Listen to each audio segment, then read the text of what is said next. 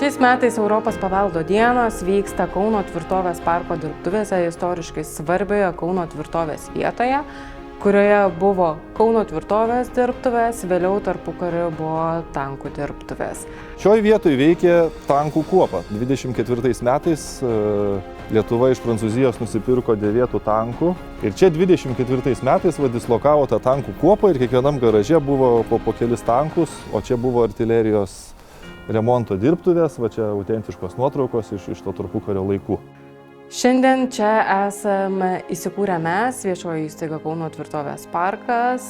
Jau 7 metus valdom daugiau negu 70 įvairių Kauno tvirtovės statinių, 200 hektarų teritorijos, daugybė reikalų, iššūkių, pritaikant jas, pritaikant renginiams, bendruomenėms, reiškia kūrybinėms dirbtuvėms, apibendrinant tai, ką mes darom, kad iš principo mes ne tas, kad atstatom tą tvirtovę, bet atkapstom ir atkrapštom. Atkapstom grindinį, išgriaunam kažkokias sovietinės pertvaras, padarom tos objektus labiau lankomus, reiškia šių metų pavyzdys yra 3 forto takas, ar ne, atidarėm naują taką 700 metrų aplinkui fortą, tai tas svarbu prieinamumas.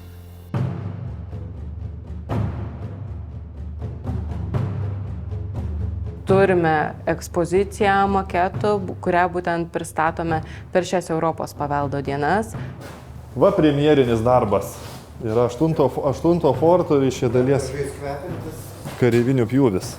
8 forto maketas truko apie metus laiko darbo su visa informacija, surinkimo ir gamyba. Informacija, iš kur įmanoma, iš ten po kruopelytę susirinki, kaip patiekalai gaminti.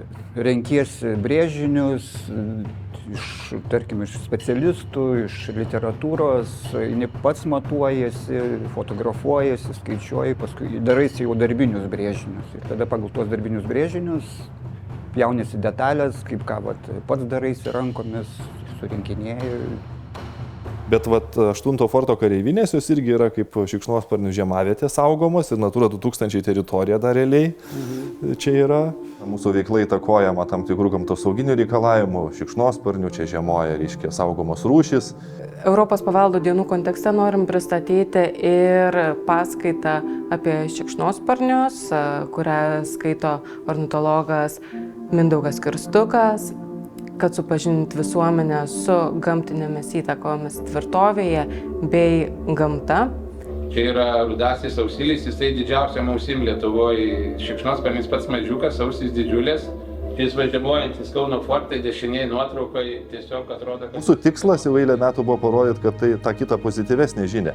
Kad tai yra įtvirtintas kraštovaizdis, kad tai yra patrauklios erdvės, reiškia veiklai įvairiai, laisvalaikiui, kūrybai, tam pačiam verslui, socialiniai partnerystei, užimtumui.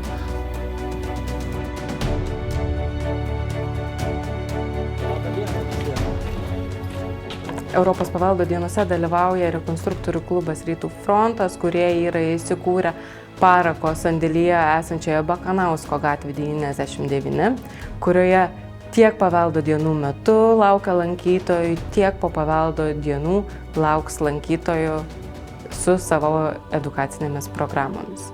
Tai yra tam tikras bendradarbiavimas, kurio metu galim sukurti naujus projektus, tiek tarptautinius veiklas įvairias vystyti, parodyti Kauno tvirtovės reikšmę, regioninę reikšmę, bet ir tuo pačiu tą tokią labai vietinę reikšmę, kad jinai teikia naudą bendruomeniai. Ir matosi iš tikro tie rezultatai.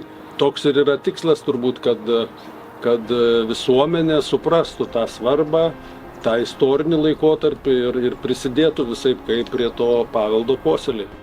Kviečiame visą visuomenę, tiek Kauno miesto, tiek visos Lietuvos gyventojus bei užsienio gyventojus apsilankyti naujai atgimstančioje Kauno tvirtovėje.